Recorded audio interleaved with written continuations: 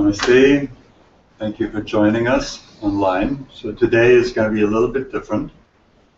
We are filming some segments for a basic course called A Relaxed and Focused Mind.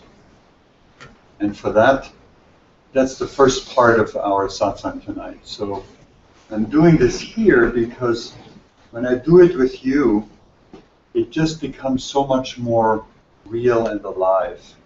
I filmed things in the studio before, and they lack that interaction that doesn't come when you do something by yourself, right? So I want you to know that as we create this course, your participation is really important. You may think you're just sitting here and you're absorbing what's being said and so on, but that's really not it. It's like we're co-creating this. It's really, I see it as a 50-50 kind of process. And you know how it is in a group dynamic when there's a number of people together who really focused and curious about something, then that interaction becomes very rich. And it comes from everyone, and it doesn't necessitate that you have to interact and ask questions. But we'll also have a part of that for that tonight. So what I will do is I have my itinerary of what I want to teach in that course piece by piece. These are short segments. And I will look at my notes and kind of get what I want to say, and then see how it comes out. And then stop again, read my itinerary for the next segment, and we repeat that. So when I'm in this moment of just looking at my notes and becoming still, there is the temptation for your mind to go, okay, yeah, how is it going to continue or something. I just invite you to just relax and chill and just become quiet. Remember, we're doing a course here entitled A Relaxed and Focused Mind. You could very well relax in those moments and focus. If you need something to focus on your heart. And by that very action, you will contribute to this course, because you will go into the space that we're trying to get the future students of this course to enter. So the more we can actually enter that together, and that's where you're, again, I must say it, a great help here, the more we can enter that together now, the more that essence will be coming out in the course. And then we'll film a few segments, see how that goes, and then we'll be done with that, and we'll have some more time for our satsang or for questions, and perhaps we'll do a meditation on the heart. We'll see what happens. Okay? That'd be more free-flowing last part. Okay? So thank you again for being here and helping us with this project by your presence. Okay.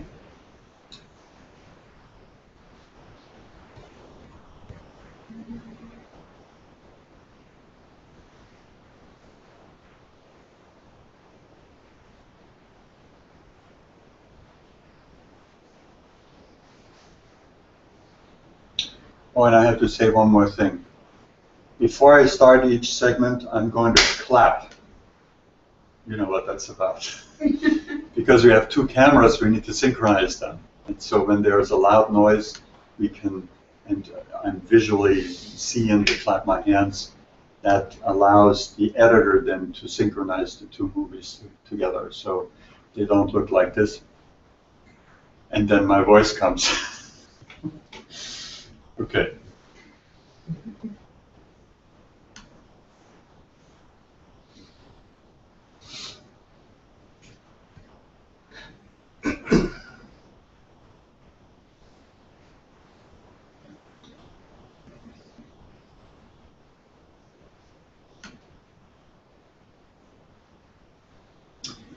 Welcome to this course on a relaxed and focused mind. We all want some things. We're quite similar in that we want to be happy, we want to have a fulfilled and rich life, we want to have a sense of inner peace, and we want to function well in the world and in our activities. And the most fundamental tool we have for that is our mind. Now, this may be self-evident for you, but let's see if we can take that a step further. Think about it. Everything in your life is experienced in your mind, in your consciousness, isn't it? So you, your body, your entire world, in that sense, is an internal experience. It all happens inside of your mind. So the quality of your mind is then like a filter. It's like you have your sense impressions of the world, and they come in through the way your mind is. So if your mind is depressed, you will experience a depressed world. If your mind is fearful or anxious, or if you are insecure, you're going to live in that kind of a world. So how the mind is and how it functions is profoundly important for all of us. So this is therefore the most fundamental course in this series of courses. I will begin in the next lecture with an explanation of the HeartSourcing skills, these series of courses that allow us to gain mastery over the mind and the heart, over our true being. So follow me into the next segment, and we'll talk about the HeartSourcing series of courses. So that's like one section, right?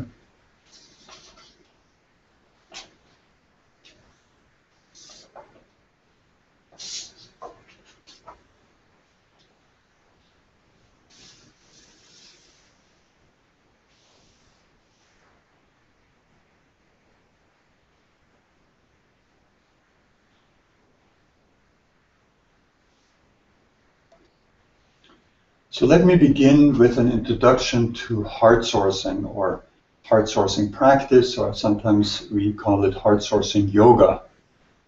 Yoga in its true sense of that word, which is not just a series of body postures. These are part of it too, but it's a very minor part. Yoga is the same as the old meaning of the word religion.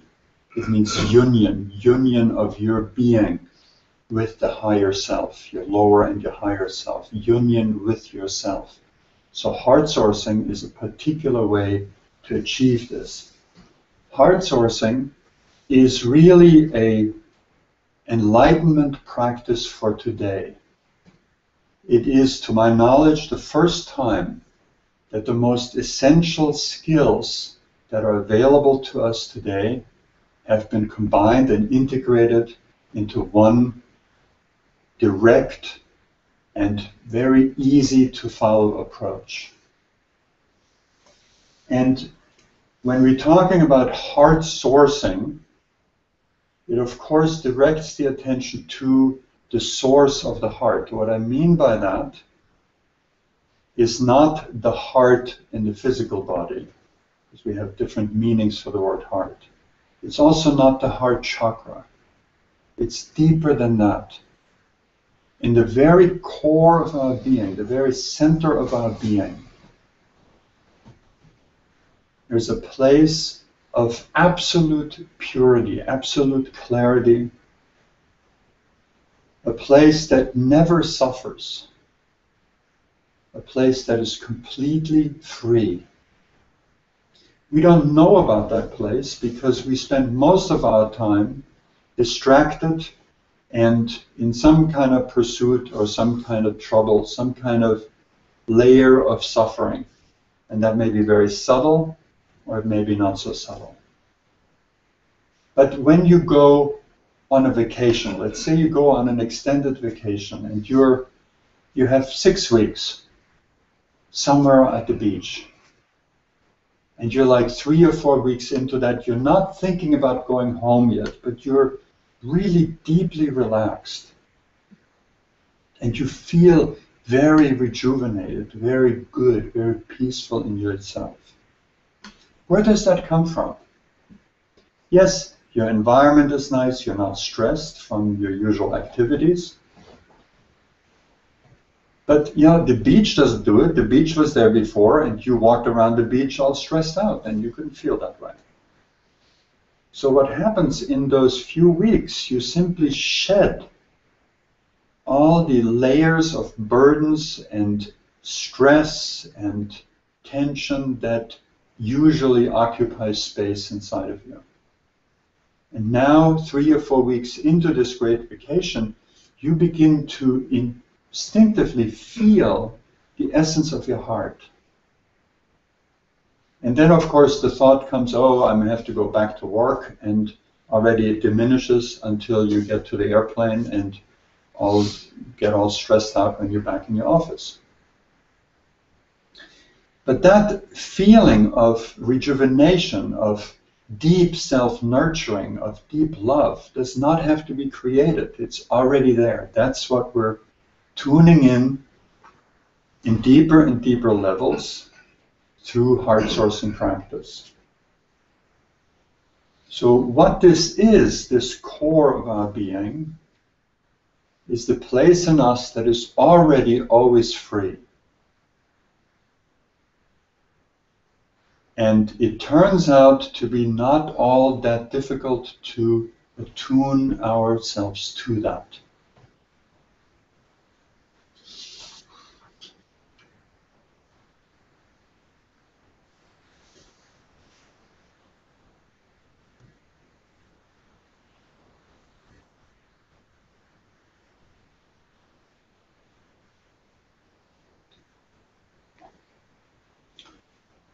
So around that pure and always open and loving and conscious inner core, which we often call the self, there are layers of obstructions, and in order for us to get free and to function well in this world and to be truly fulfilled, we need to deal with these layers of obstructions.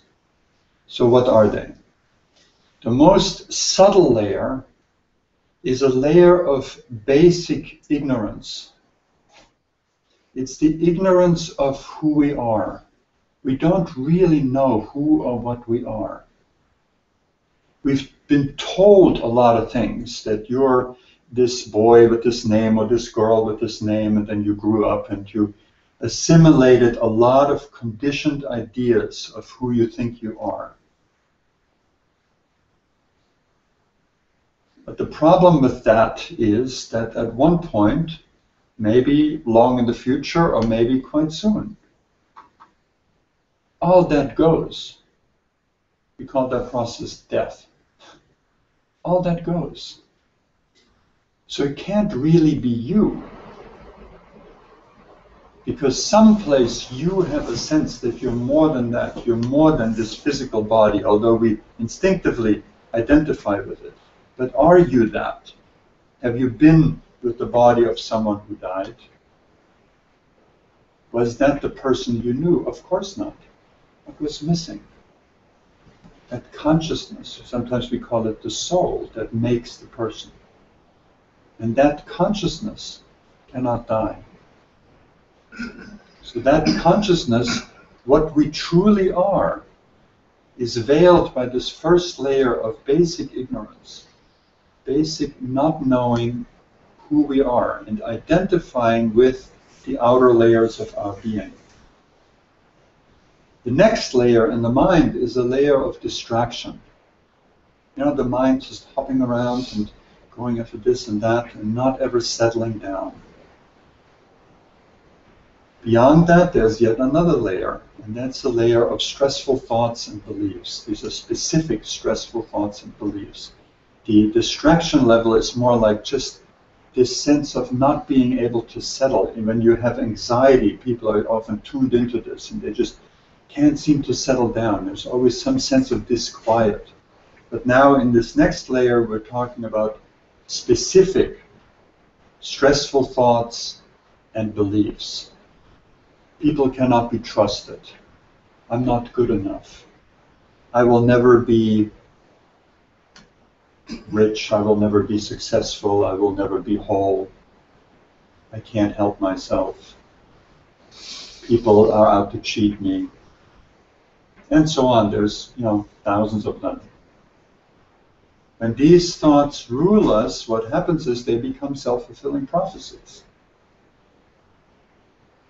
And when these thoughts rule us because they're stressful, what will happen is that they create the next layer, which are stressful emotions.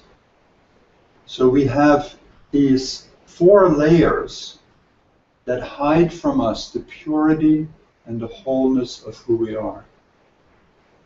And our job is to create the capacity in us to not stay stuck in these layers of unhappiness and suffering.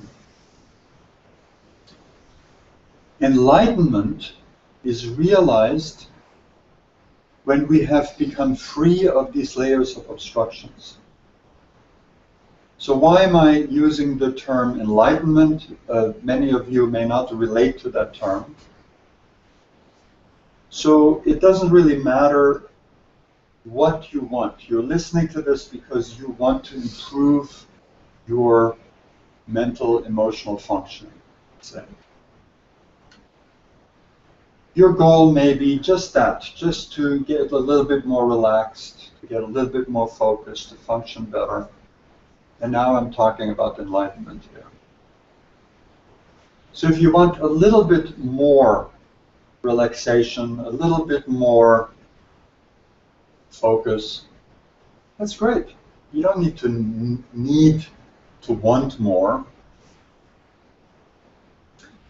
But the medicine that you use has to be just a little bit more effective than the illness you're trying to address with it, isn't it?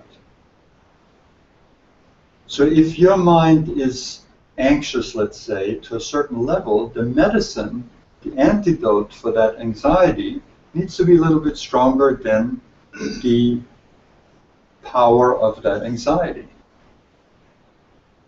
So from wanting a little bit improvement, you may want to consider saying, no, I want some real improvement. And people usually on the psychological level are really serious. They want some real improvement. So you've strengthened your desire for that inner peace. And therefore it can take you further. But why not take the strongest level of medicine, which is the practices that you can do, that anyone can do, that ultimately can lead us to something called enlightenment, by whatever name whatever we understand by that. But it's an ultimate and unchanging state of openness, of relaxed and focused awareness, of profound love and devotion, of clarity of mind, and of emotional harmony. So there we have all our antidotes on that most powerful level. And that's the level we're going for here in this course.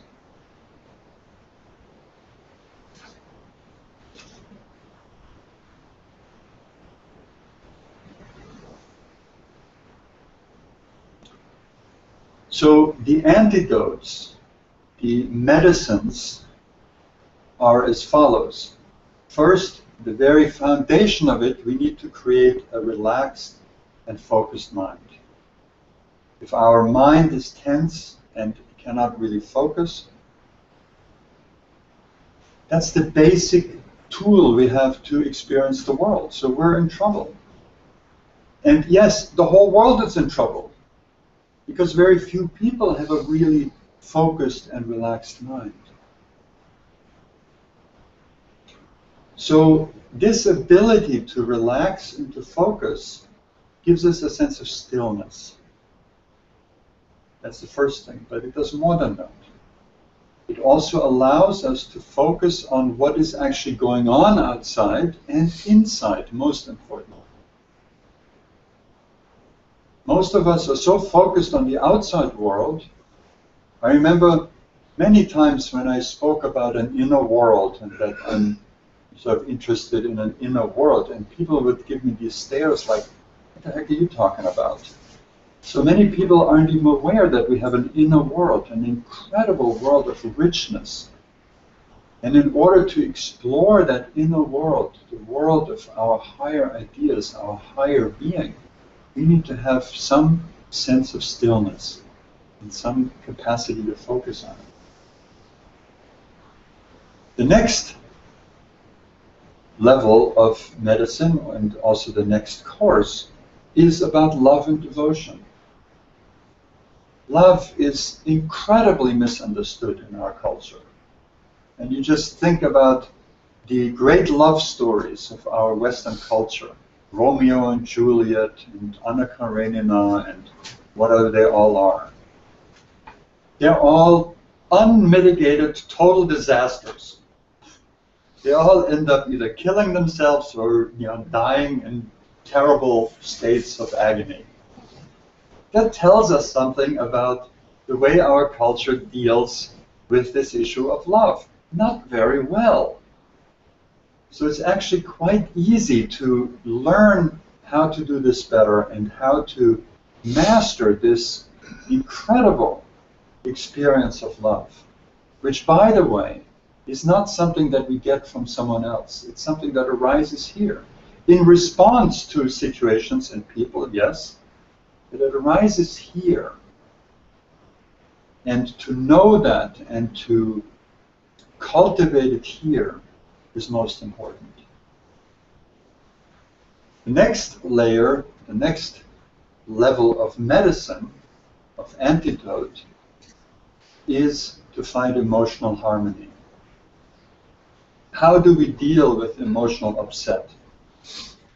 With anger, with shame, with sadness, with grief, with fear.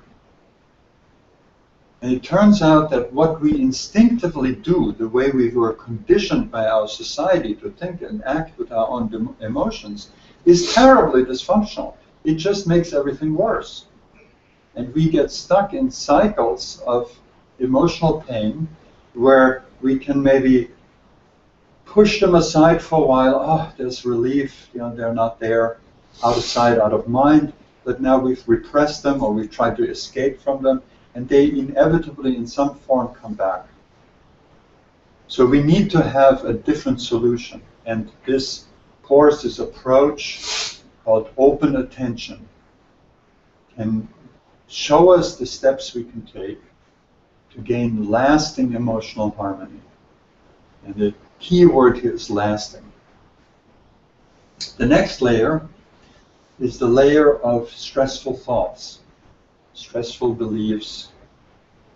And here we have a wonderful tool called the work of Byron Katie. Its originator, an American woman, Byron Katie. Very powerful, wonderful method. And I can say from my own personal experience, after 30 years of very focused meditation practice, which was wonderful for me and really helped me a great deal. But through the work of Byron Katie, I was able to see that through all this time, a whole number of very stressful thoughts and beliefs had survived perfectly fine. But they did not survive that approach of self-inquiry through the work. So I encourage you to check this out. It's sort of a real logical next step after gaining a basic relaxation and quietness in the mind to get free of these layers of stressful thoughts. And finally, the most essential piece of or approach to medicine or antidote to suffering is HeartSourcing itself, which is the very simple and powerful recognition that the source of love, the source of happiness, the source of all the things that we really want, fulfillment, success, clarity, is inside of us, and that we can learn to nurture ourselves daily from that inner source. So these are the courses that we're having on this level of our HeartSourcing school. And now I would like to invite you to come to the next lecture, where we're dealing with a relaxed and focused mind with the setup of this course that you're studying right now.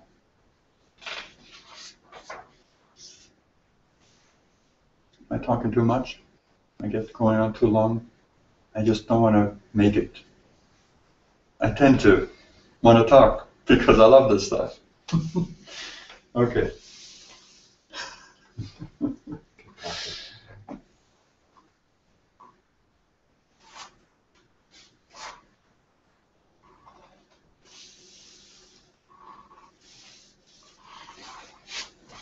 So this is an introduction to our course, A Relaxed and Focused Mind. And the first question that may arise in your mind is, why relaxed and focused? Usually we don't think of relaxed and focused in the same breath. We kind of have a sense that if we're focused, there's some kind of tension. But I'm not sure that is true. Think about someone playing the piano. Yeah, when you start, you certainly have to focus, and you're probably not going to be very relaxed. But think about somebody who's really skilled at playing the piano. And especially think about a great pianist. And they're sitting in front of this piano and they're playing a Beethoven sonata. And they're profoundly relaxed and absolutely focused. Because only when you reach that state of mastery can you really bring the feeling and the essence out from a piece of music like that. So that relaxation of mastery that goes along with focus is our goal in this course, to help you become able to master your mind like that, where your mind becomes your servant and you can deal with your world with a mind that is like what you see in someone playing this incredible piece of music, seemingly effortlessly. And it is indeed effortlessly. What we don't see is the practice that went before. But you're all not beginners, because you've all dealt with your mind for a long time. So what we're doing now is we're simply adding some essential skills that may help you to gain mastery over the mind. And I must say, this is not a band-aid approach. This course helps you truly to gain mastery, and we're working on the foundational level of that, so it's very important. When you have problems with that are reflected in your mind, like with money or relationships or conflicts or anxiety or depression or addictions or whatever it may be, then you can do a band-aid approach, which is like pushing it away for a while, trying to escape from it, trying to distract yourself. We have a whole number of different things we can do. But what will happen is that these problems will persist and come back. And you probably know some of these cycles already from your own life, how you've tried to get free of some, let's say, anxiety, and maybe it worked for a little while, and then it came back, and it just came back in a different way. And over time, these things tend to get worse. Now, the fact that these problems persist and come back is actually a blessing in a very strange way. It may seem strange at first, because we don't think of them as a blessing. Your anxiety that comes back again and again, or comes with a sense of insecurity and impacts your relationships and all that sort of thing, it certainly doesn't look like a blessing. So how is it a blessing? It comes again and again because it is calling you to master this. It is calling you to overcome anxiety itself. And in a true, deep approach, serious approach, that's not just a band-aid measure, you will become able to deal with your anxiety in such a way that it turns into its opposite. What's the opposite of anxiety? Some sense of inner calm, inner peace. And it depends how you define it, you know. The opposite of anxiety may be a sense of security, an ability to deal with people in the world from a place of assurance and inner safety. When you're dealing with depression and sadness, what's the opposite of that? A real sense of joy. An ability to live in this world where sadness may come knocking, but you know what to do, and you dissipate it. You don't fall for it.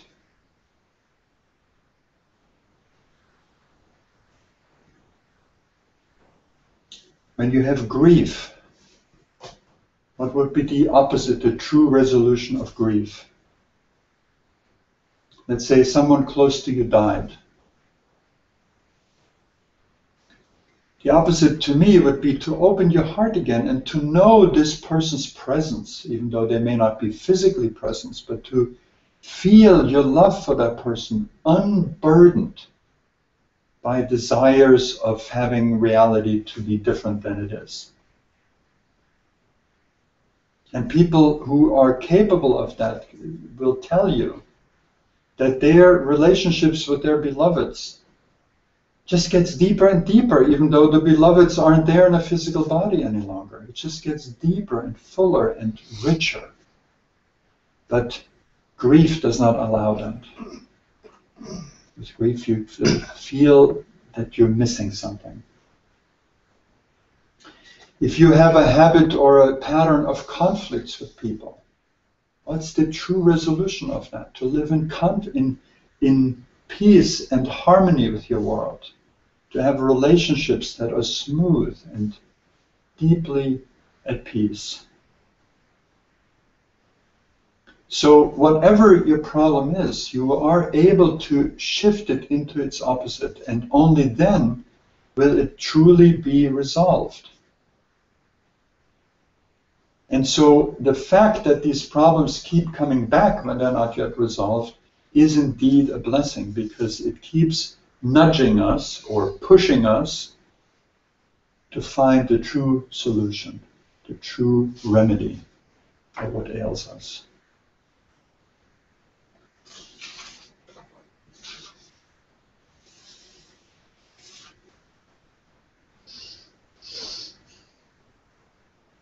And I forgot to clap, so I'll have to somehow flip it away.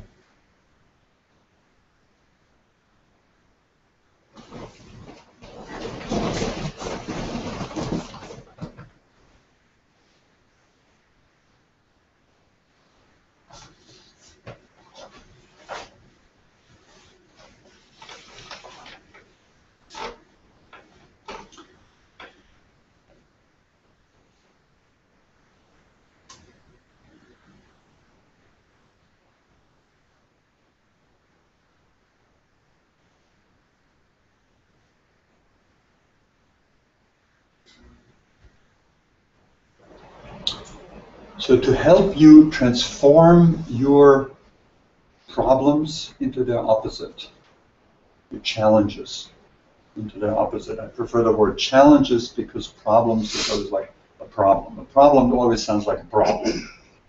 A challenge is something we can resolve, right? So let's go with that word. These challenges, how do we transform them into their opposite? The first thing we have to have is a relaxed and focused mind. Otherwise, we can't even see what's going on inside of us. So I am in this course offering you 7 different approaches to help your mind become relaxed and focused. And you will not need them all.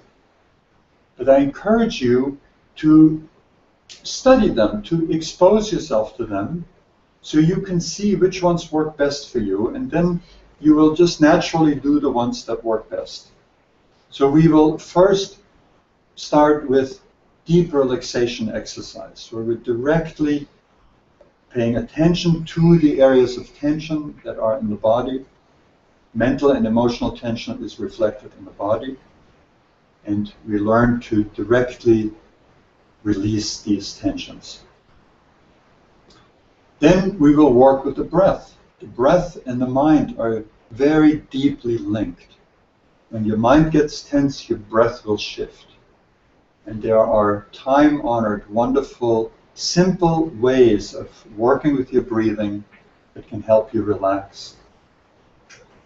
Then we will work with the body and go through a number of different stretches, different yoga postures that can resolve old tensions that may be lodged in the body for a long time. And these stretches can do what, for instance, also deep tissue massage can do. It can help you dissolve some of these old tensions that we still carry in the body. We will then learn a very specific, again, very simple but powerful method of focusing the mind. This is the kind of exercise that you might want to engage in before you go into meditation training, the very beginning. And if you meditate for 30 years, in 30 years you're still going to come back to that exercise, because it's so powerful to allow the mind to become still and focused on one point. And again, this is not entirely new to you. You know how to do that. You know how to focus on a good book that absorbs your attention. So we're just using that skill you already have, and we're honing it and making it more usable.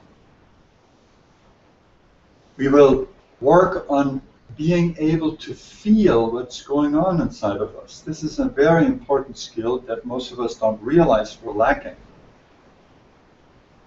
But we often are tuned out of what goes on inside of our bodies. And that's very important because it correlates to the mind. When you have tensions in the body, or especially emotional pain that is a bit felt in the body, and you're completely unaware of it, your mind cannot really be clear. So this clarity has to be holistic. It has to be mind, body, a clarity of your whole being. And so we will learn to focus on what is going on in the body and clear up any kind of veil that may be there, where we have learned not to feel our own feelings.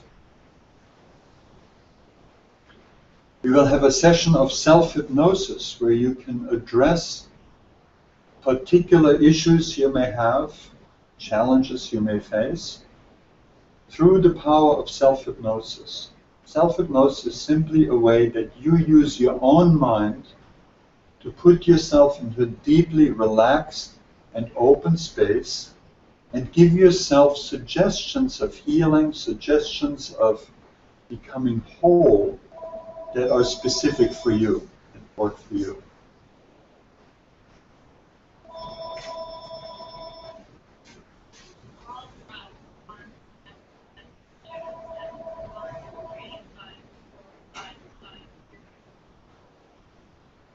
A little intermission.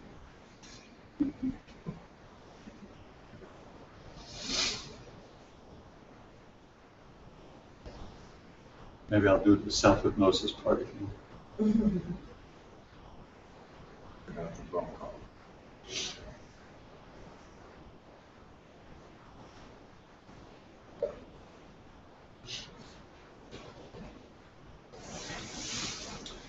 You will learn about self-hypnosis. Self-hypnosis is a very simple way of using your mind to relax your mind and to give yourself suggestions or to program yourself to resolve certain problems, certain challenges you are facing.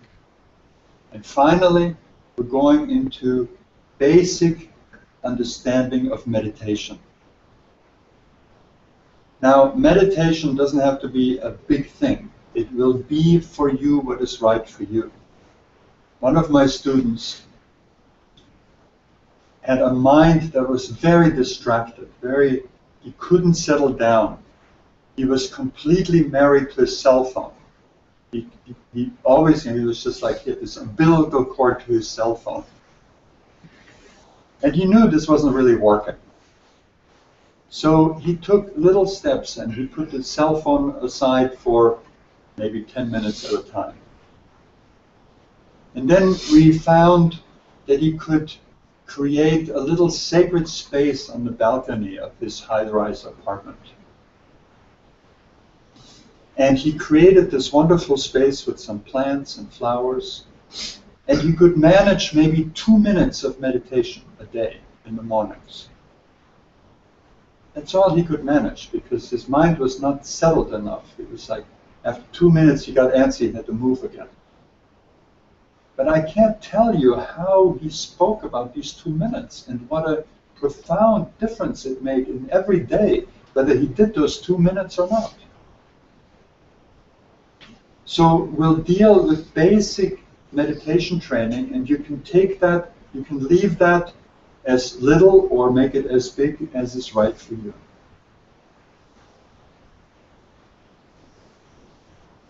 We will also deal with an understanding about the pain body, which is very important. The pain body is the way that we unconsciously cling to our old suffering because that's the way we've known ourselves to be. And in our subconscious mind, there's this strange compulsion to hold on to the suffering that we consciously really want to get free of.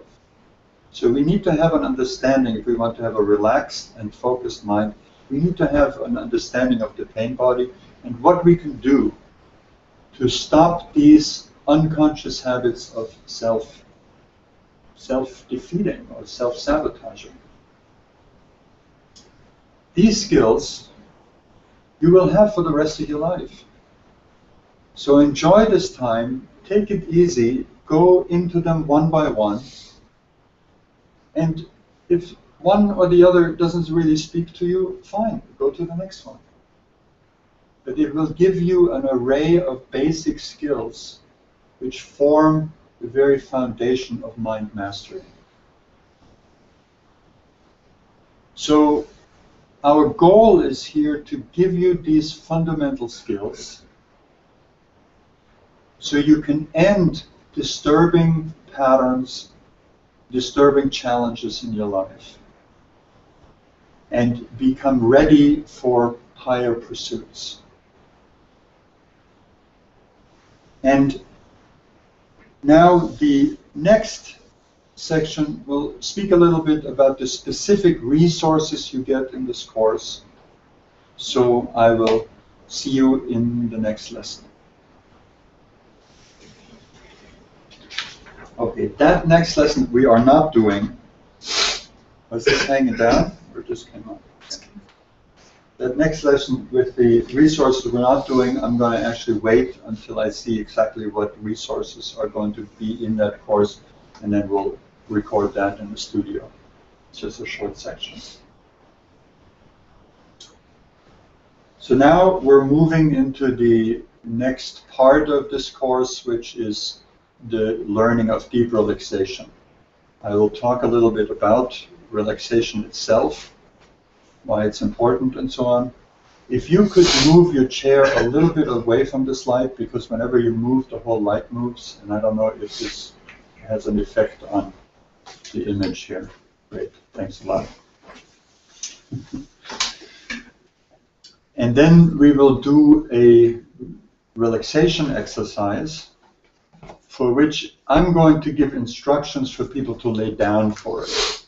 But you're welcome to sit up during this time, it makes no difference. But it's kind of designed for people to lay down. But again, this is a very fundamental level of mind skills. And if you've done this kind of stuff, you can do it laying down. You can do it sitting up. You can do it probably walking. But that's advanced.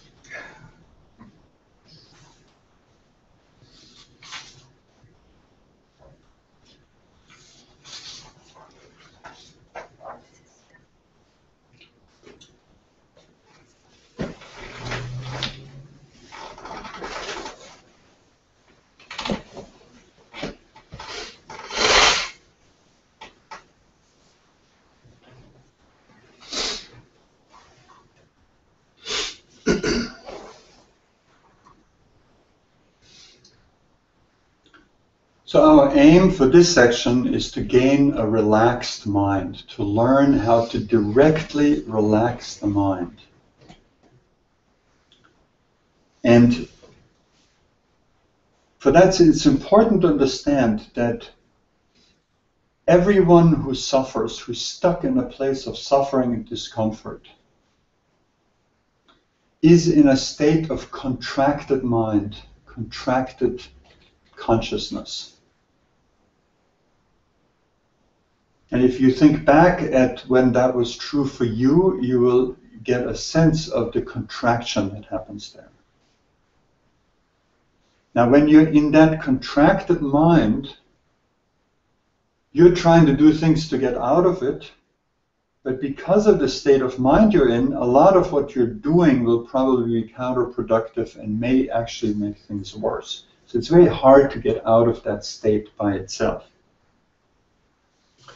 It's like Albert Einstein famously said, a problem cannot be solved on the state of consciousness, on the level of consciousness that created it. So we need to shift out of that consciousness of contracted mind.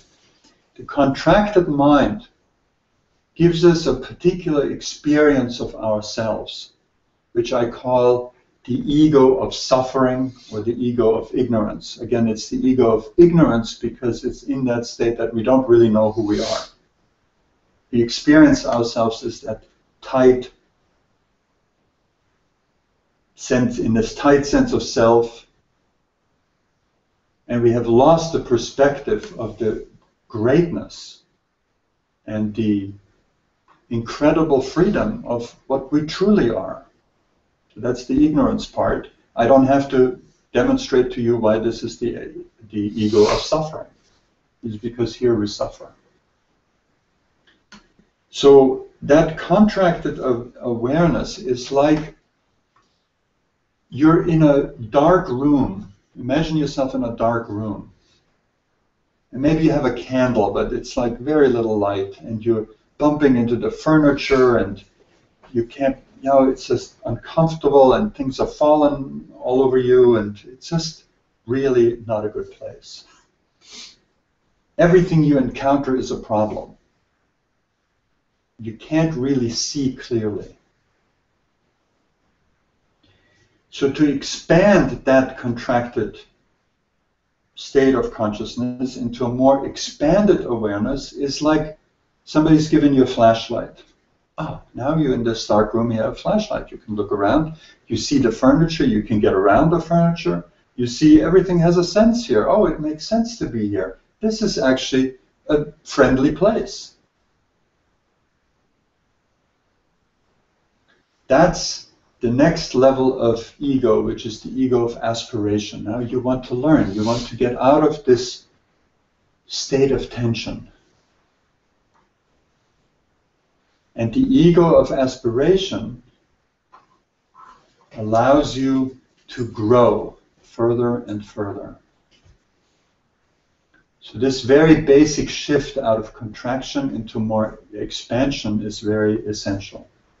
And eventually, it can take you to a true expanded state, a state of pure awareness. This is again a state we may call with words like enlightenment or freedom or liberation or self-realization and so on. Here we have an ego, but it's what I call the ego of the sage. It is a state of absolute freedom. And you, inside of you, don't really take your ego for anything. It's transparent to you. And in our metaphor of the dark room, it's like suddenly everything is open. The windows are open. The walls are made of glass. Everything is light. You can come and go. You're free. So that is our true aim, to come into that state of pure awareness, where we don't have a problem and therefore don't need any solutions. We're beyond the need for medicine because we're no longer sick. We know the world in which we live, and it is a world filled with love and goodness.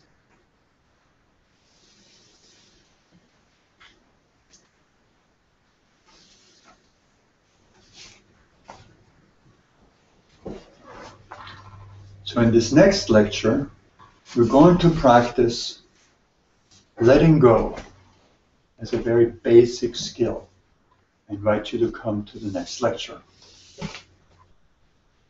You're supposed to say that because I guess people don't know to go to the next lecture.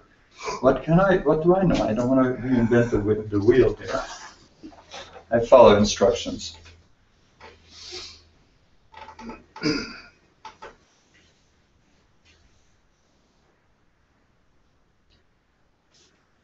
Okay. This is a very short segment, but it's very essential. It has to do with the basic skill of letting go. And rather than talk about it, I'd like you to do an exercise. I'd like you to make a fist and make it really tight. Just really tense that fist very, very tight. You feel the tension in there. And now let it go and feel that hand. Can you sense it? Let's do it again. Make the fist really tight, like strain it. Strain it. And then open it up and feel. Ah.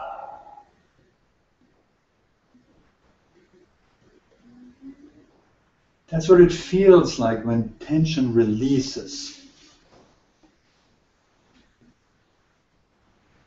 Now, the tension or the stress that you're dealing with may be situational. It means something that just happened. Or maybe something that's ancient, that's been with you all your life. And ultimately, it doesn't matter, because when we directly address this tension, we'll work on all the different levels. Now, the secret here is to direct your attention to the tension. We just did that. We directed our attention, mental attention, to the tension, and then to feel how it was being released. Now we will do a deep relaxation exercise, which is sort of your training ground for relaxation. And I recommend that you lay down for that exercise and be comfortable. Make sure you won't be disturbed for 20 minutes or so. And it might be better not to lay on your bed where you're conditioned to fall asleep, but to lay on a firm surface that supports you well. In the beginning of this deep relaxation exercise, I'm asking you to tighten your arms and tighten your legs and tighten your torso. If you have any physical problems, of course, be careful, don't hurt yourself with that. Just do it, do everything we teach you to your capacity.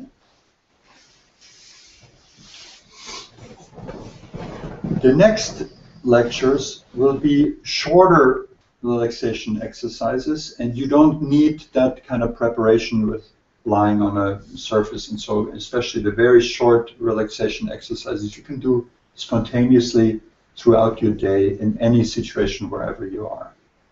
Okay? So I'll see you in the deep relaxation exercise. Okay. Are you ready? Now, we're going to talk that here. That's the plan. We're going to talk this through here. So you can all do this deep relaxation exercise.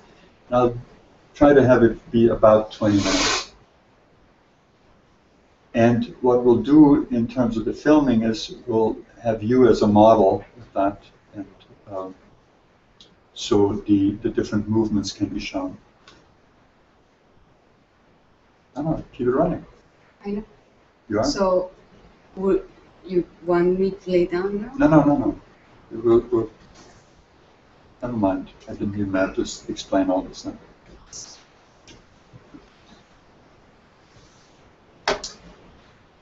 So,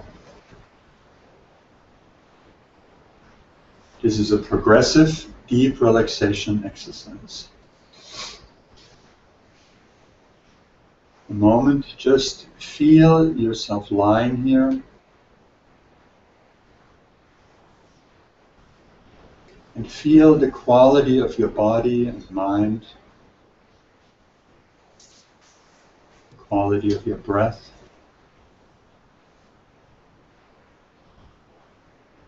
And let it just all be the way it is.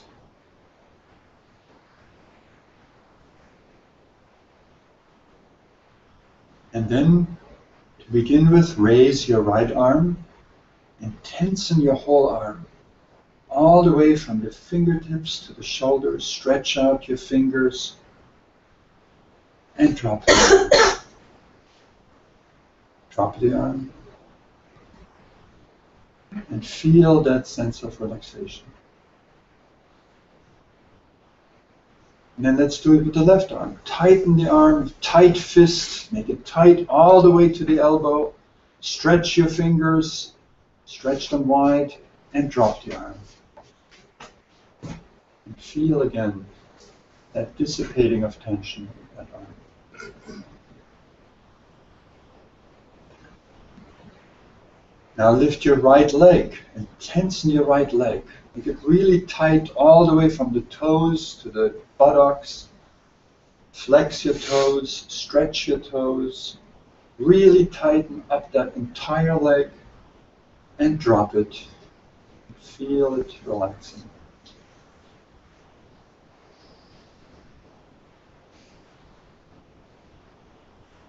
And the same with the left leg. Lift the left leg and tighten it up all the way from the toes to the buttocks. Completely tight. Flex the toes, stretch the toes, and drop that leg.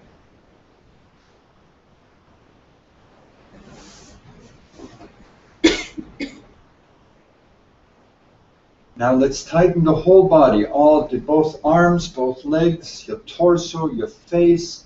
Make a funny face, really tight, tighter and relax.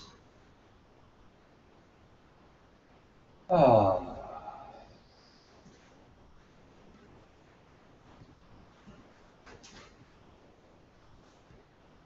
Notice your breath.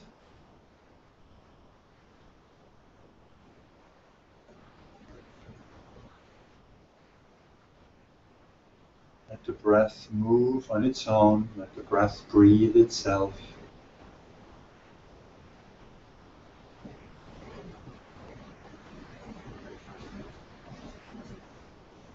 And then bring your full attention to the toes on your right foot. And become aware of all the sensations in the toes of your right foot.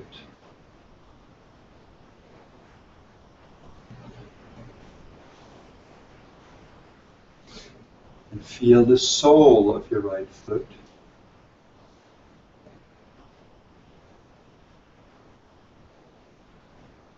And your ankles. Become aware of all the sensations in your right foot.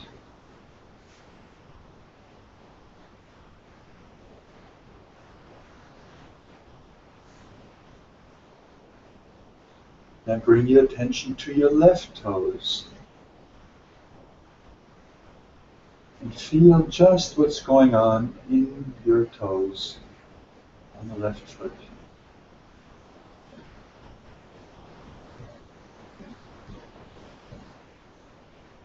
Feel the sensation in the soles of your left foot.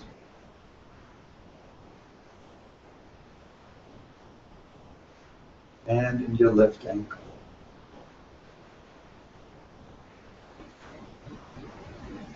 And become completely aware of all the sensations in your left foot.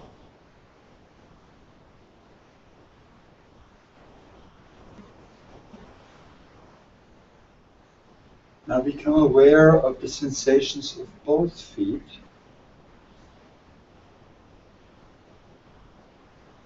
And moving up from the feet, become aware of the sensations in your shins.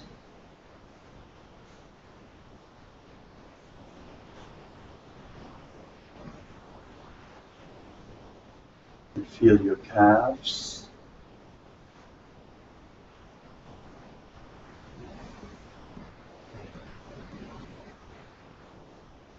And your knees. Completely feel sensations in your knees.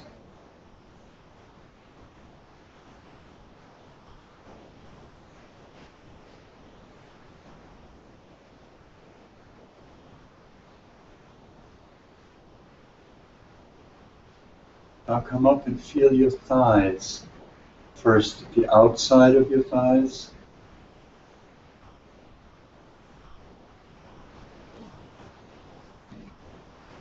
And then the inside of your thighs.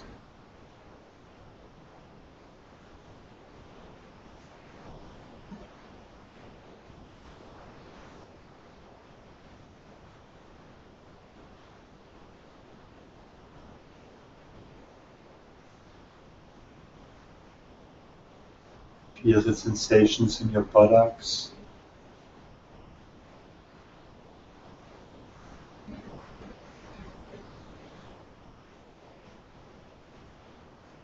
And in your groin.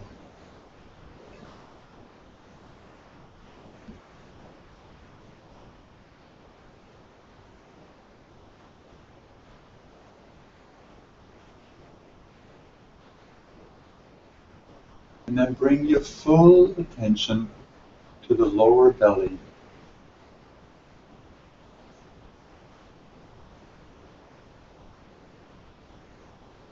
Notice if the belly is moving with the breath.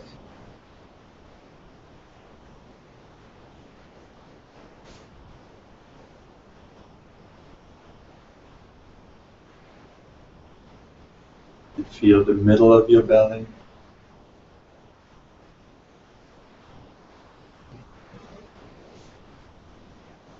The upper belly moving into the lower part of the chest.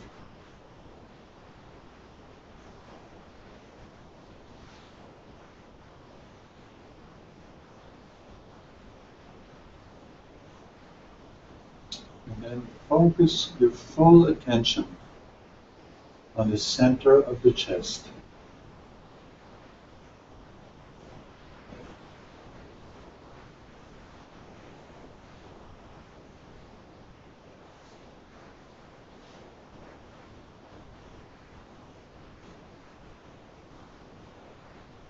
And feel the sensations in the upper chest, almost coming up to the shoulders.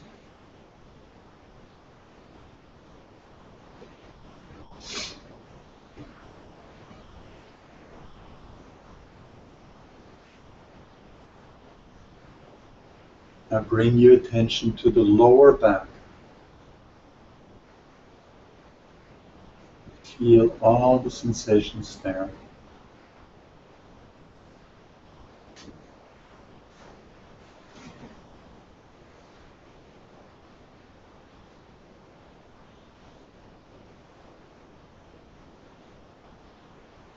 Feel the middle of your back.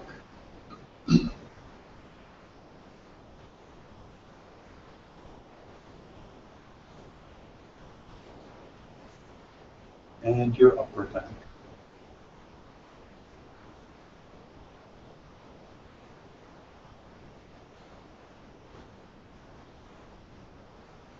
Your entire back and your whole torso is now completely relaxed and free of tension.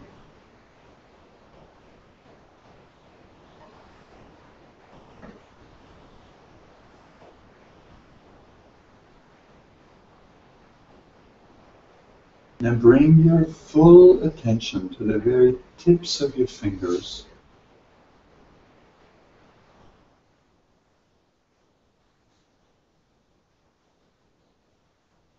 Feel your palms.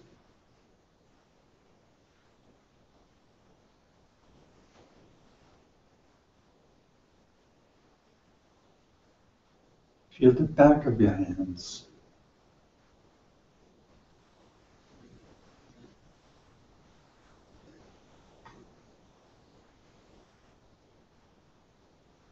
And your wrists.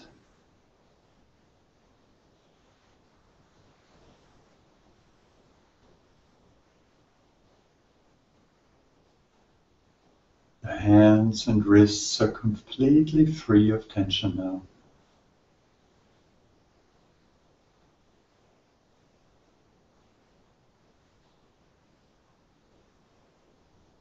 And feel your lower arms.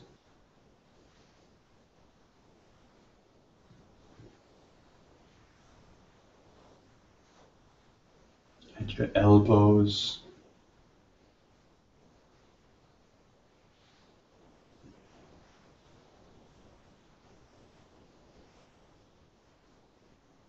And your upper arms. All the way to the shoulders.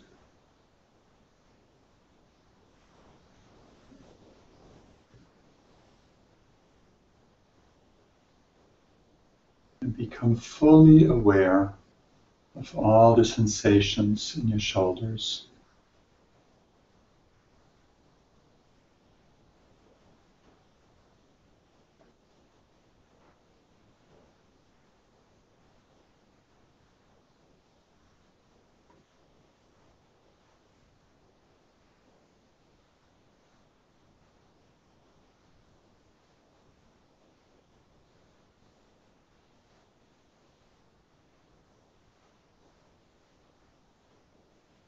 Your arms and hands are completely free of tension, completely relaxed now.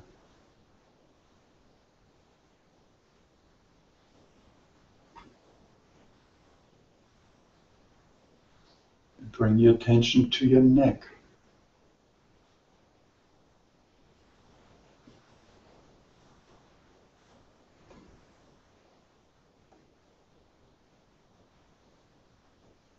And your throat.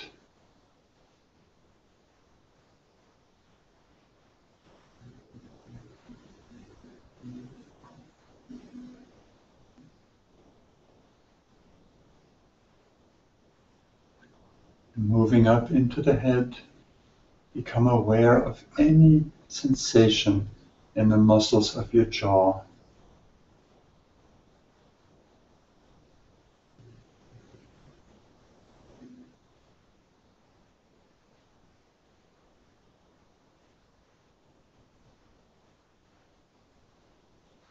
Feel your mouth and lips.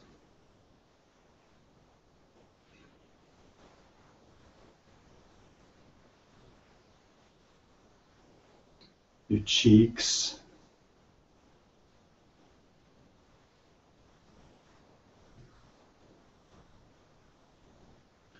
Your nose.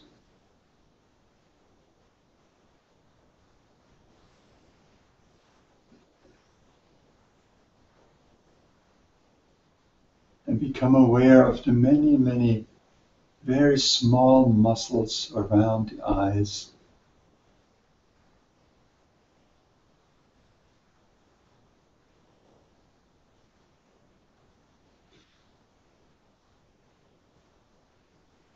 Relax the eyeballs themselves.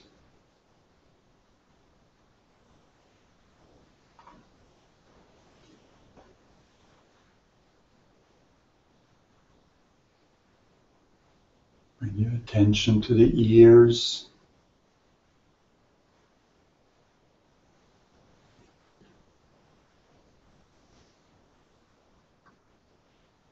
to the forehead,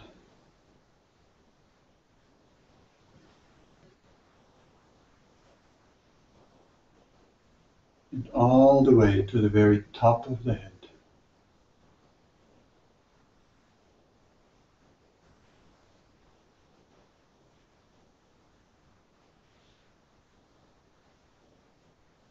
Entire body and your mind are completely relaxed,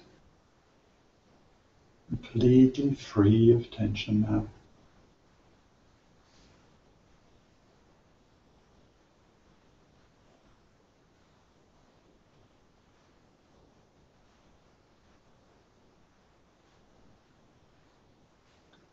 And for a moment, imagine yourself in your favorite place. Perhaps it's somewhere at the beach. Favorite, most relaxing place.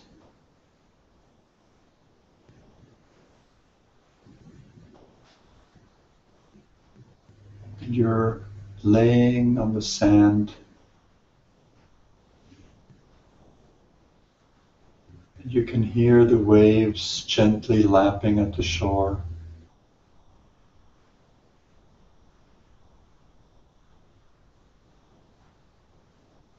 And the warmth of the sun penetrates with great tenderness, like the ultimate caress deep into your skin, warming your whole being, making you absolutely comfortable.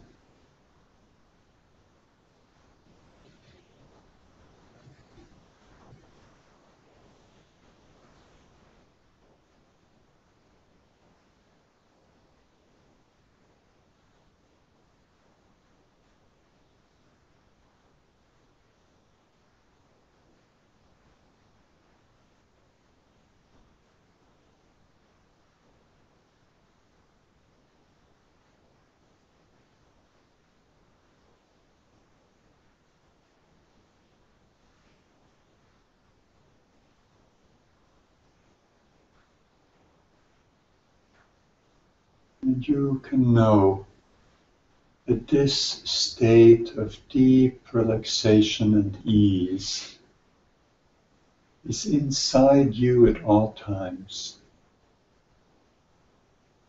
And you can come back here again and again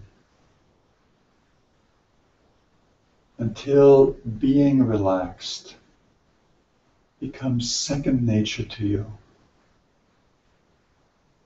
And you can handle all the different tasks of life from a place of a deeply relaxed consciousness, completely at ease with itself.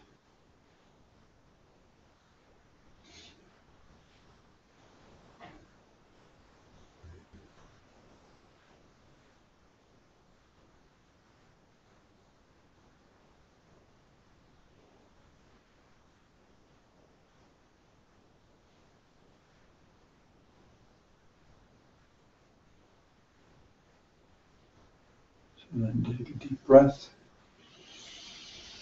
Gently move your toes and fingers. And very slowly, carefully sit up again.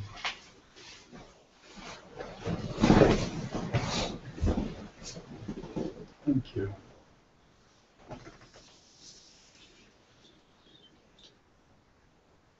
Okay, that's that part for today.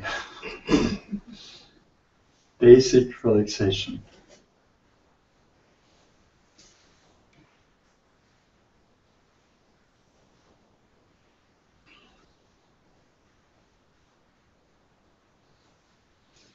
And you may have noticed I hardly said anything about relaxing anything.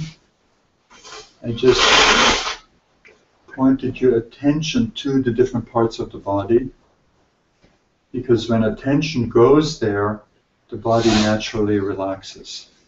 So it doesn't have to be done like an action. Right? You just have to, what we tend to do, of course, as you all know from open attention, is when something hurts or is uncomfortable, we run away from it. Or we push it away. That's exactly what perpetuates it. So we're doing exactly the opposite here. We're going to it with our attention, and that way it can resolve itself. Because our natural state is to be relaxed and whole and at ease. We just need to allow that. We need to know that all our learned responses are generally the ones that don't help us. And that's why we continue to carry around old patterns of tension and stress. Okay. Thank you for your participation in this exercise. I hope that something good is going to come out of it. We will have a look at the footage we just shot, but it couldn't happen without you, so I'm very grateful for your presence here. Now, let's see if there are any questions. Get us going in a different direction with something else. And that best comes from you, not from something I'm thinking about.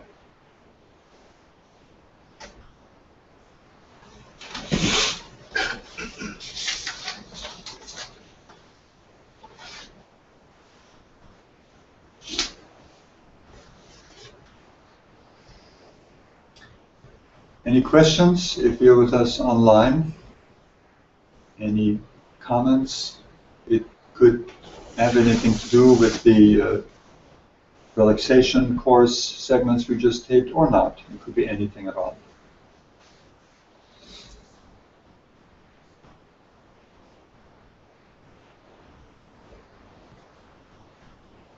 We're running into this problem again. Everybody's so relaxed they don't want to be bothered with stuff.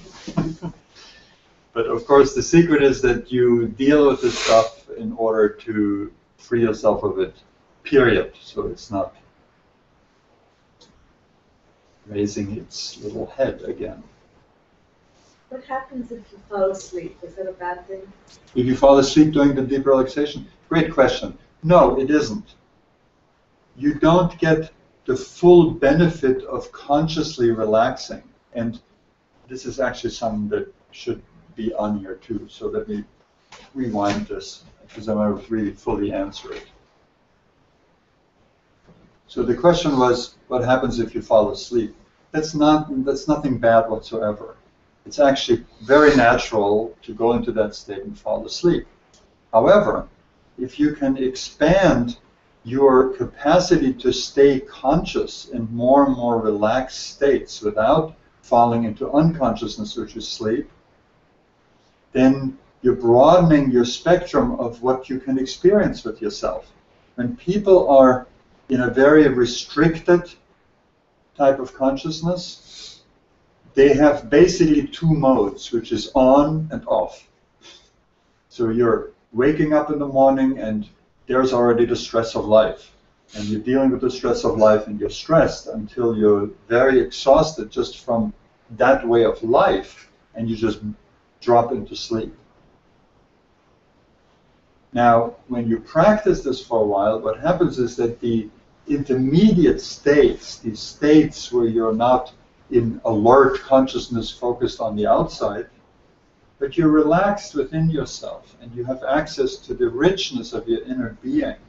You have access to the richness of relaxed states that comes available to you. So at first you may do these exercises and you just fall asleep very quickly. That's okay. That means that you really need it. This is the sign of that. And then that deepening of going into these relaxed states will become more and more delicious, and you're just not going to want to lose it or miss it by falling asleep, because you become very interested in the subtleties and the blissful energies of deeply relaxed states. You know, in a sense, you can say enlightenment is absolute relaxation, and maintaining that. And the enlightened people that I personally have been close to are extremely active. This is not someone you just relax.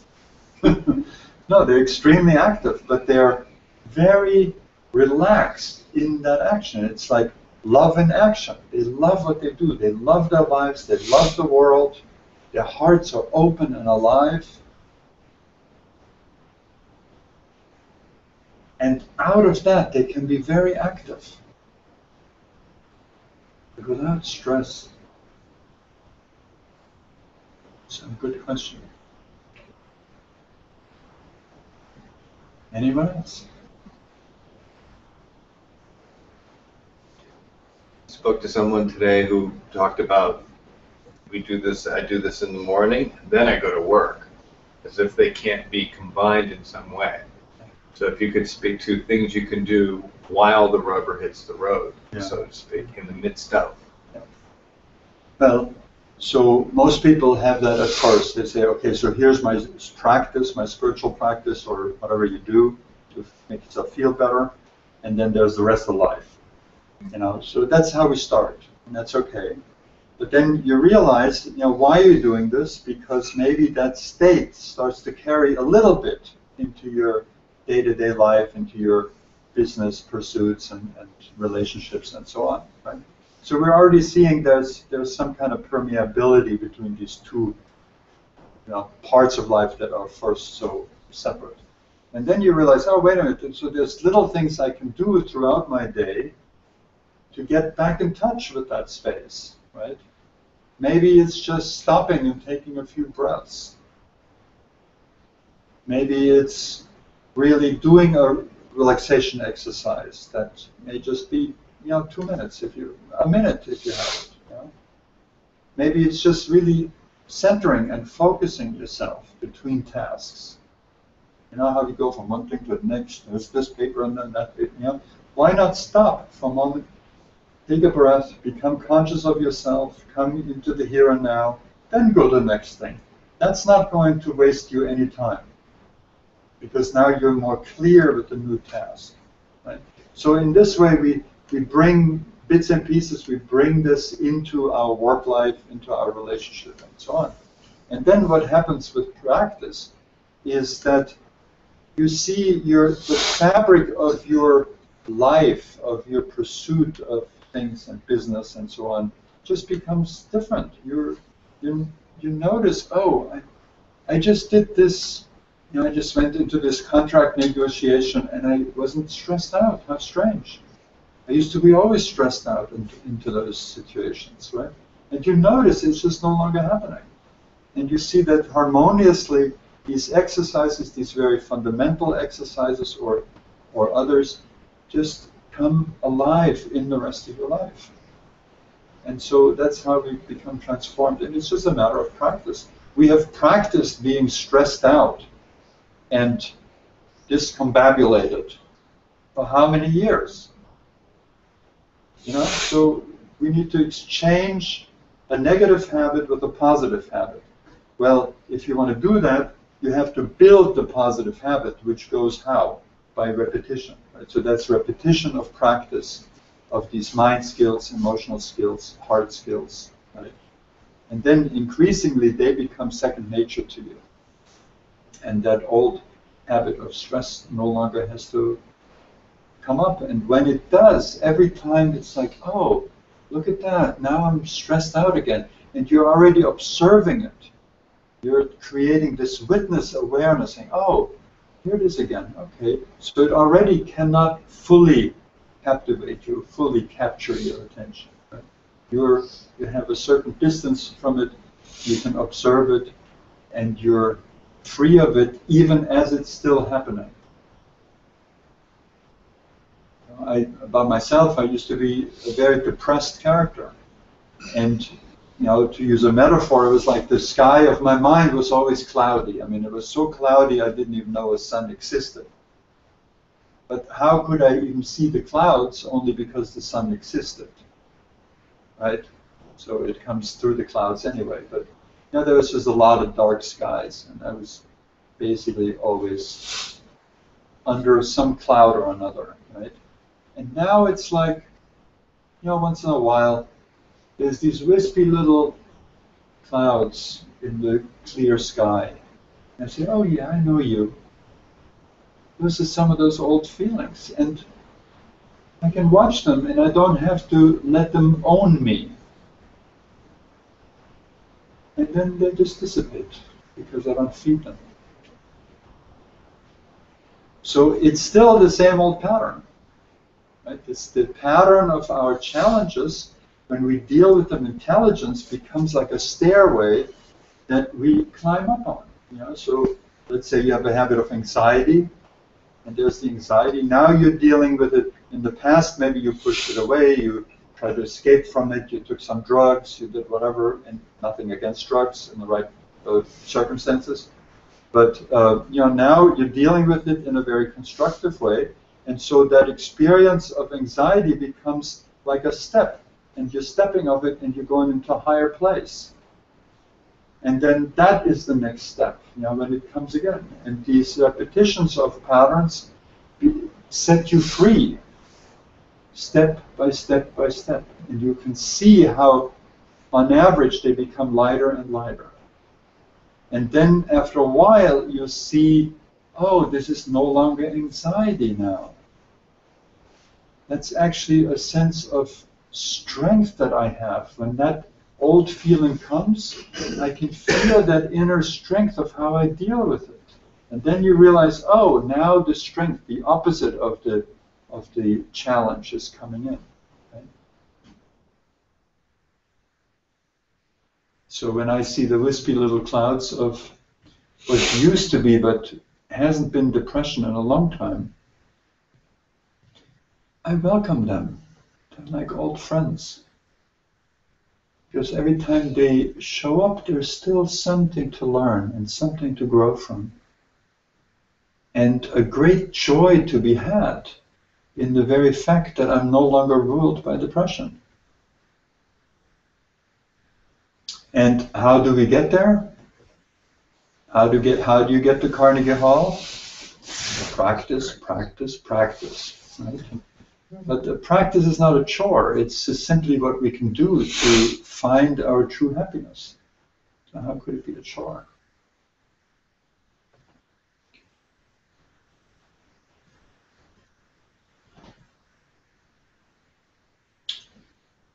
Any questions online?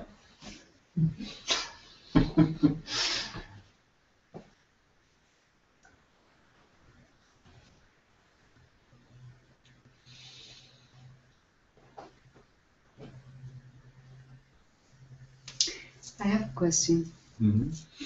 So you touched on the idea of letting go, which to me is still a very unheard and difficult to achieve territory.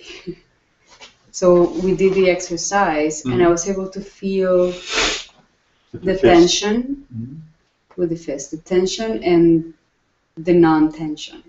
Well, or the dissipating of the tension. Right. Okay.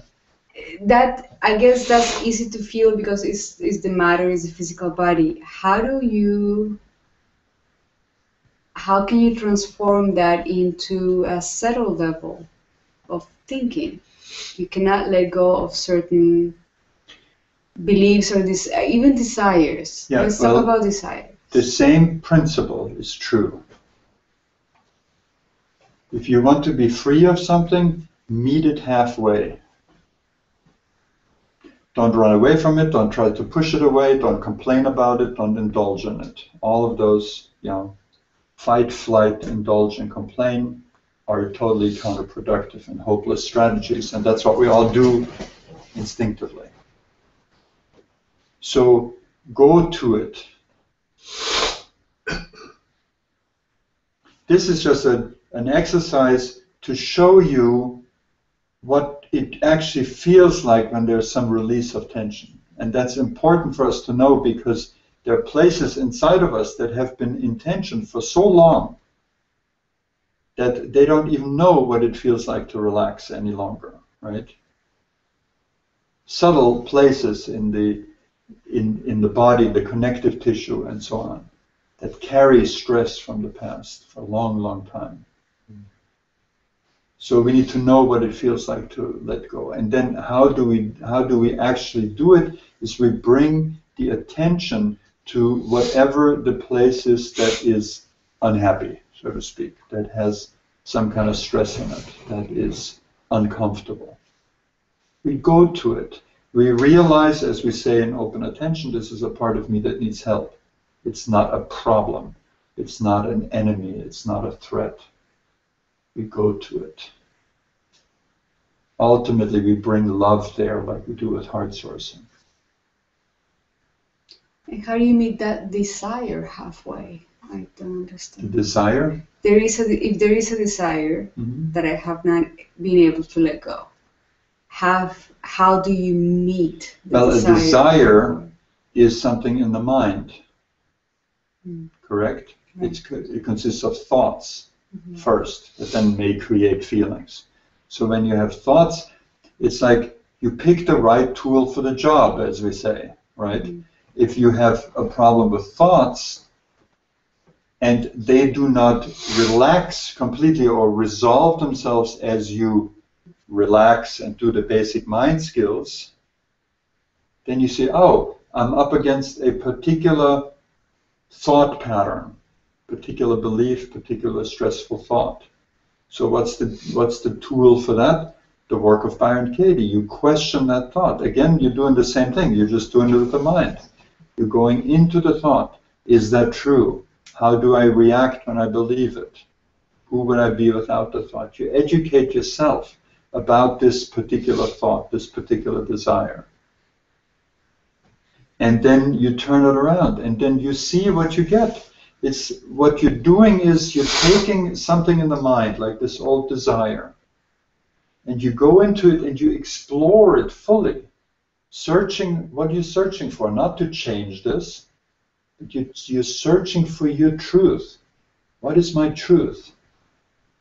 And I can just give you a hint from my own experience, but you need to verify if this is true for you, that if something is stressful, it is not the ultimate truth for you. That's why it's stressful. Because if something is true, it feels good. But don't believe it. Find out for yourself. It's just something that has held true for probably by now millions of people who know to do that way of investigating the mind, and realize that whenever something is stressful and you go deeply into it, you find another truth that can resolve that stress, that can resolve the desire or whatever it may be. And in my own experience, I found that unless I do that, I live with that stressful thought and its consequences and the pain and suffering it creates.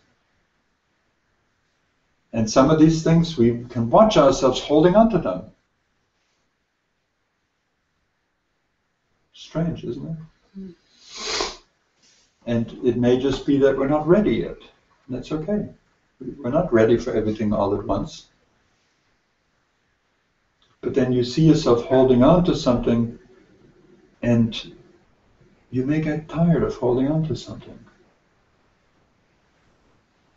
And then that place in you that wants to be free, that really already has a deep yearning for freedom.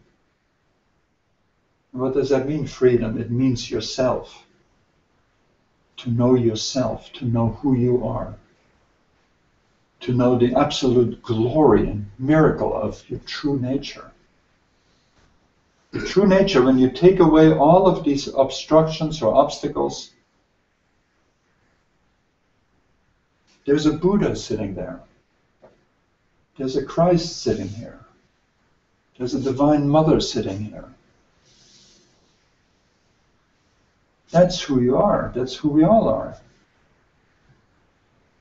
But to the extent that our mind is veiled by these layers of obstructions, we think, oh, I'm Joe Schmo and I can't help myself, and nobody loves me, and life sucks, and then you die. And you live there. Not much fun.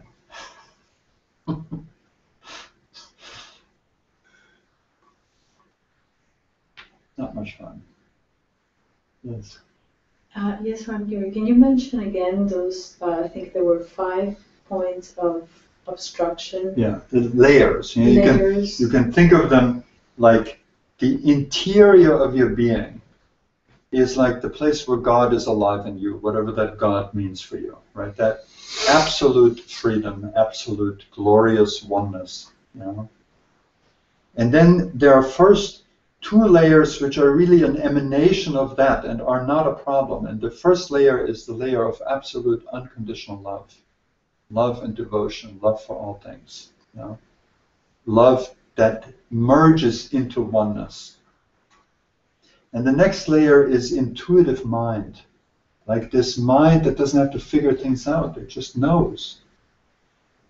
And you can gain an enormous amount of guidance from that mind, right? And then, so that's the inner, that incredible world of our inner being, right? That is unknown to most. But if you want to really experience life, hey, it gets very interesting and very thrilling the deeper you go. So thrilling that you realize this physical world is just a shadow world compared to this light. So then the layers, the actual layers of obstruction are, there's first this sense of ignorance, and that's sort of the primal ego. You know, ignorance means you don't know about this inner glorious free being that you are. You are identified with the body and all the other stuff, right? So that's the first layer, and that's the most subtle layer, and in a sense the most difficult one to overcome. But then with continued practice, they're all not difficult because they're all not real. So how difficult could they actually be? It's only as long as we take them for real, they can totally, you know, impact us and make our lives miserable. Next layer is distracted mind. So first basic ignorance, then distracted mind. The mind that just hops around all the time, right? Can't settle, can't be still. Basic anxiety, right? And that comes from perceiving yourself as separate from the great flow of life, separate from God, separate from the mother universe, right? Then we have a layer of stressful thoughts and beliefs. Those are specifics that we think of, right? And then out of those grows negative emotions. Now it goes further than that. Negative emotions then drive problem behaviors, where we do stuff that, or say stuff that is just not working for us. You know, we create more conflict through that. And that impacts our relationships. And then the next layer is physical reality, where it makes us sick, where we feel depressed and shows in the body like this, and so on, you know? And that then further develops into the way we deal with the world. If you think of yourself, you have stressful thoughts, you think you're not loved and you're not really, you know, very together and you're not a good being or something like this, then that becomes emotional, it becomes behavioral, it shows up in your bank account, it shows up in your career, in your job search or job choices, you know, everywhere. It shows up in the way you choose your partner, you know. And we tend to work on the inner part of that because it all starts from there. If you have access to that inner core, glorious, there's nothing to do in terms of problems here, right? But if you know any of those layers of subtle mind and emotions and you can change them, then the behavior and the physical manifestations and the relationships, it all will change by itself, right? We're working on as close to the level of cause as you can get.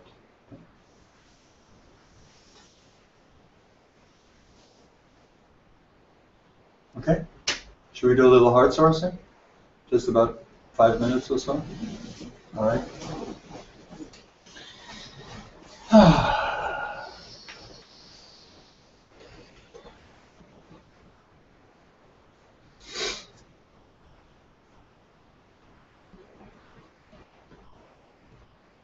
So feel how well the seat you're on takes care of you. It holds you up firmly and securely. It doesn't ask anything back from you. It doesn't complain when you get up and somebody else sits there. Oh, she doesn't love me. She's leaving me. Your seat does nothing like that. That's unconditional love right there. I know you don't think about your couch or your chair like that usually. But feel how it holds you up, how it supports you. It's just there for you. You don't need to do anything for it. And all of life is like that. Think of the thousands of people that have been involved to get you the clothes you're wearing, that grew the cotton, brought the fertilizer to the field, grew the cotton, harvested the cotton, spun it into yarn, made it into material, the people who brought the colors, the merchants who brought the clothing to the store who sold it to you, the people who enabled you to have the money to buy it. This incredible web of life that you're part of. And it's all there just to support you. So for a moment, go into the deep heart.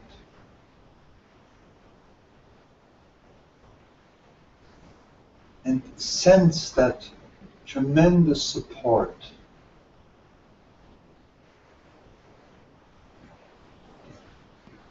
It's a tremendous support we get from all directions. Even from the chair you're sitting on.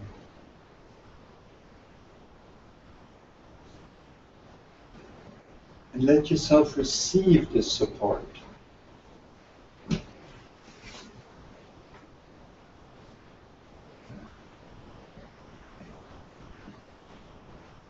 Breathe it into the heart.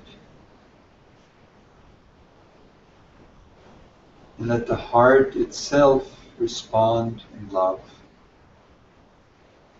In love for this world, this universe, that supports you even in the difficulties it brings, because they make you grow.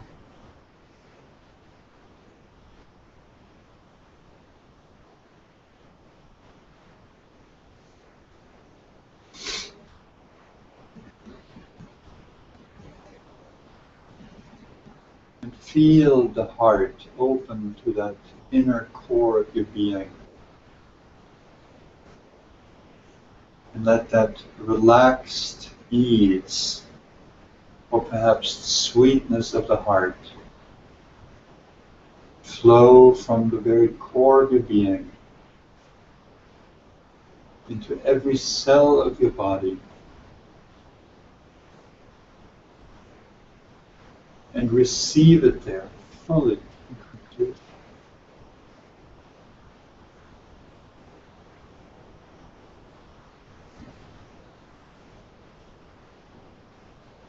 Let yourself be the lover in your innermost heart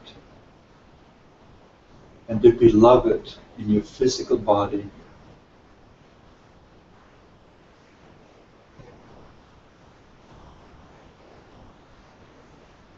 Let the beloved receive the love.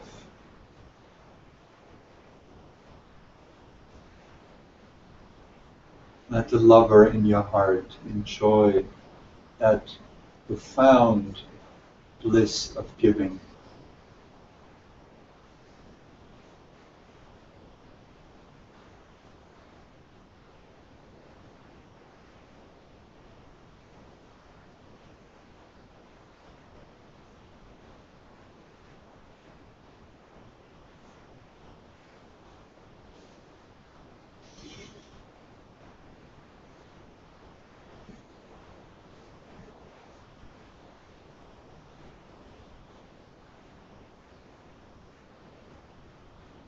and sense the complete safety of this merging into love.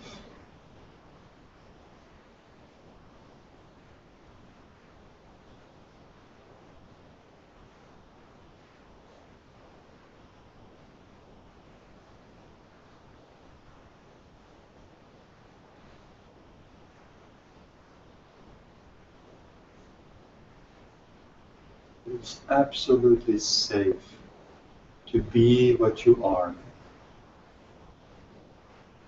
to love in your heart and the receiver of that love.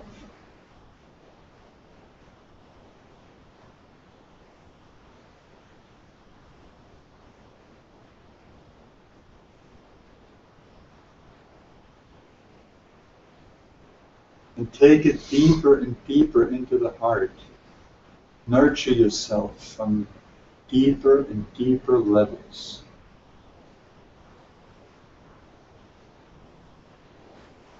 Knowing that nothing is more important than that at this moment.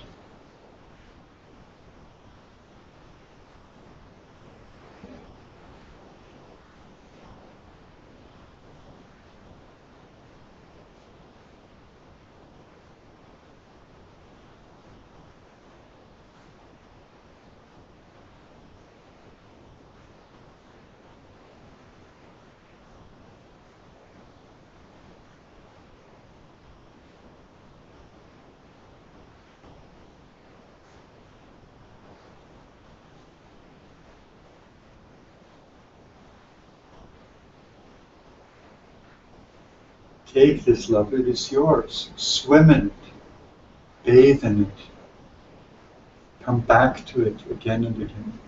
Let it permeate your days. Find the opportunities when you're with a beloved person, or even a total stranger, to show your love, to show your heart, to show the quality of your kindness, of your caring.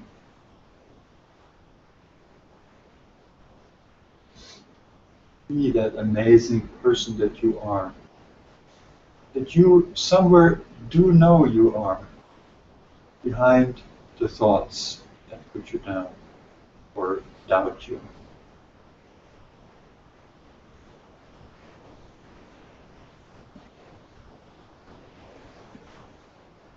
Know that in your heart of hearts is the love of Christ.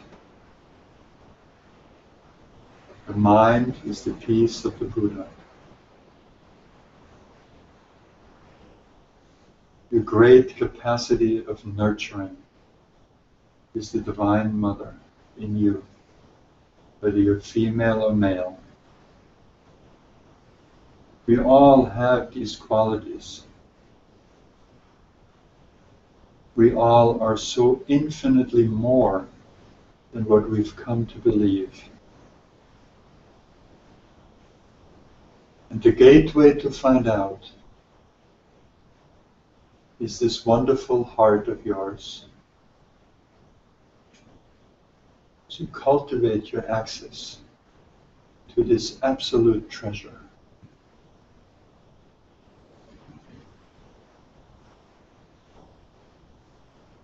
Take a deep breath. Exhale. Inhale again.